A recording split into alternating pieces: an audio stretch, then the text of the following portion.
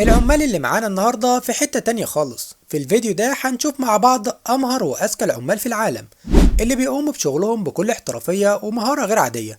حرفيا مجرد الفرجة عليهم هتريحك نفسيا، لأن عبقريتهم مش بس بتوفر مجهود لكن كمان بتختصر وقت بشكل مذهل.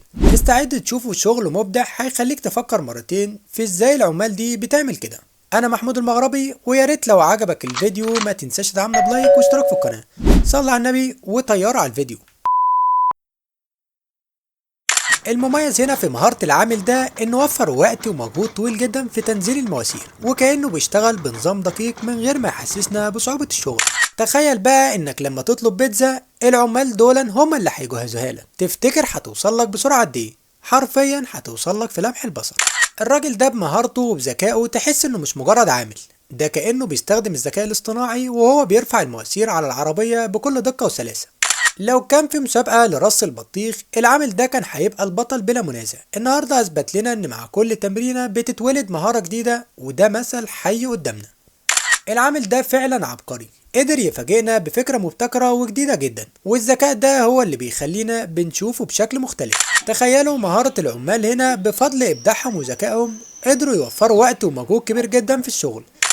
العامل ده بحركة واحدة وفر على نفسه مجهود ووقت كبير جدا، يعني الحركة دي لو طبقناها في حياتنا اليومية كنا وفرنا نص يومنا بسهولة. العمال دول صدقوني بمهارتهم دي وفروا على نفسهم مجهود كبير جدا.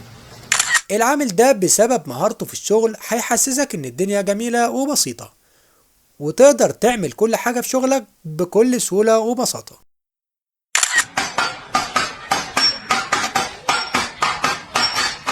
تخيلوا معايا العامل ده اخد وقت قد ايه علشان يوصل للمستوى ده من الاتقان. اكيد مش حاجة سهلة ابدا. تخيلوا هنا العمال دول اخدوا وقت قد ايه علشان يكون عندهم المهارة دي كلها. متخيلين المهارة وصلت لدرجة ايه؟ بيستخدموا الآلة الحاسبة بسرعة رهيبة من غير ما يبصوا على الأرقام وهو بيكتبها. العمال دول حرفيا في مستوى تاني خالص. ما الموضوع سهل اهو يا جماعة، امال عاملين مشكلة كبيرة ليه لما بتيجوا تمسحوا اي ارضية؟ العامل ده هيعرفكم دلوقتي ان الموضوع اسهل مما تتخيلوا. بصراحة عنده مهارة لا تقدر بثمن. صدقني العامل ده هيغير فكرتك تماما عن فن النحت. بمهاراته العالية وأدواته البسيطة هيظهر لك إن الإبداع مش محتاج معدات معقدة. هتشوف شغل فن حقيقي يخليك تعيد التفكير في كل حاجة. العامل ده بأسلوب ذكي ومهارة مذهلة قدر يرفع العجلة دي على السيارة. شغله بيوضح هنا إن التفكير السليم مع المهارة يقدروا يحققوا أي إنجاز مذهل بطريقة بسيطة. العامل هنا أثبت مهارته وذكائه في اللحظة الحاسمة. شوفوا ازاي اتشبث بالماسورة لما السقف وقع، وكأنها لحظة من فيلم أكشن. الله عليك، لكن خلي بالك ده آخر يوم ليك في الشغل. شوفوا الولد ده بصراحة عنده مهارة ما تتصدقش في تقطيع البطاطس، والفكرة هنا انه بيقطعها لك صوابع بسرعة ودقة عالية جدا وكأنها لعبة. حرفيا تحسه فعلا انه فنان في تقطيع البطاطس. العامل ده هنا طبق مقولة اعمل بذكاء وليس بجهد بشكل مثالي. شوفوا ازاي بيستخدم مهارته من غير ما يتعب نفسه. فعلا الذكاء في الشغل هو المفتاح. يخرب بيت دماغك يا جدع، العامل ده فعلا طلع ذكي جدا. استخدم العزاء بطريقة مبتكرة علشان يقلب الخلطة الأسمنتية بسهولة، وفعلا وفر على نفسه وعلى الناس اللي حواليه مجهود كبير جدا. شغل احترافي بيوفر وقت وطاقة كبيرة أكتر. ايه العامل ده فعلا بيعرفنا ازاي من اقل حاجة ممكن تعمل حاجة جميلة. شوفوا ازاي استخدم البرميل البلاستيك ده علشان يعمل بيه الداير للشباك. بصراحة ما كنتش متخيل ان هيطلع بالشكل والدقة دي كلها. تفكير ذكي جدا ومهارة عالية من العامل ده، بجد يستاهل التحية. مبدأ السرعة والدقة في الأداء العامل ده فعلا بينفذه دلوقتي. ايه يا جدع الدقة اللي عندك دي كلها؟ تحسه انه بيشتغل بمسطرة وكأن كل حاجة مكانها بالظبط. العامل ده بيورينا ان حتى لو معكش سلم بالفكرة البسيطة دي تقدر تكمل شغلك وتنجزه بكل سهولة. رغم اننا مش عارفين هو واقف في ايه بالظبط، الا ان تفكير العامل ده طلع ذكي جدا. لقى طريقة مبتكرة يوزع بيها الخلطة بشكل جديد، وده وفر عليه مجهود كبير. بصراحة تفكيره يحترم.